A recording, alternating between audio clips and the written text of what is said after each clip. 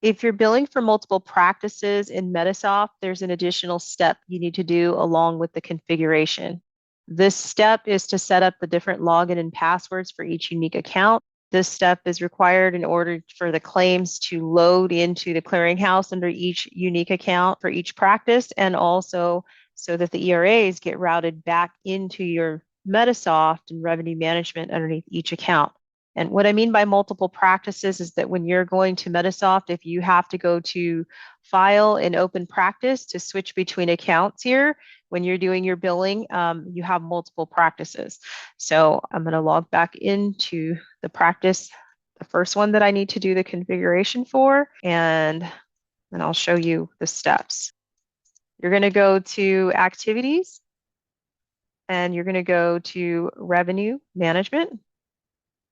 And when Revenue Management opens, you're going to go to Configure Communications. This is a screen that's going to show all of the login and passwords for each account.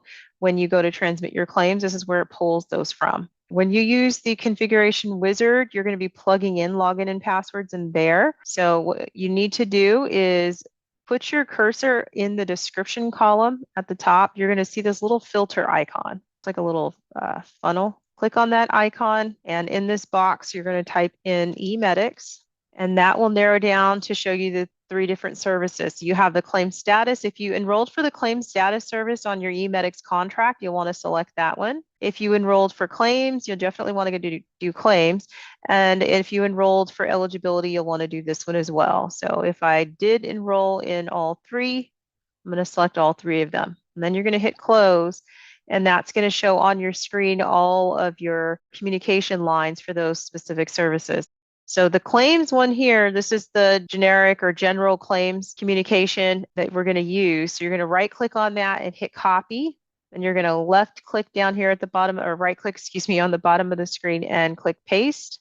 And that's going to create a copy of that line. You're going to name this a unique way so that you can identify the name of the practice. If you name it too long, so if I call it the Brown Family Chiropractic, if your name is very long, it's going to give you a red dot. That red dot just means the name's too long. So you want to make this as short as possible. Just make it an easy way for you to identify 3 accounts. So if I have Brown Family Chiropractic and then Smith Chiropractic and Dr. Eric Johnson Family Practice, I want to be able to abbreviate those just a way that I can identify each one. So I would probably do this one and call this one Brown, and then hit paste again to get another copy, and then Smith,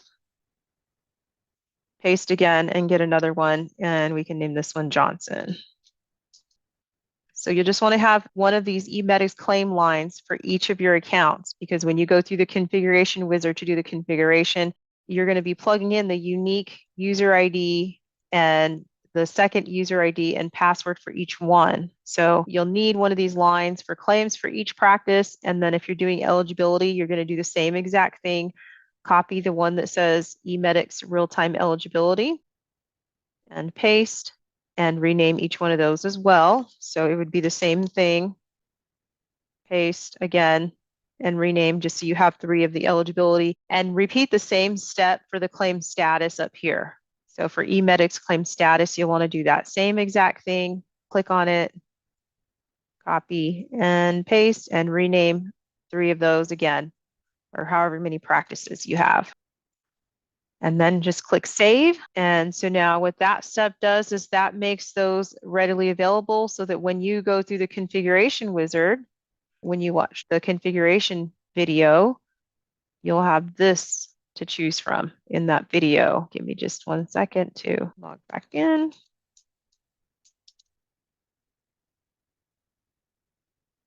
And you'll see these steps in that video as well, but you're going to want to select the eMedics receiver.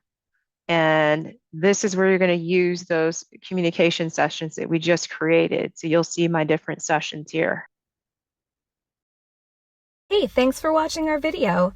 If you want more videos like this, be sure to subscribe, and also do us a favor and click that like button.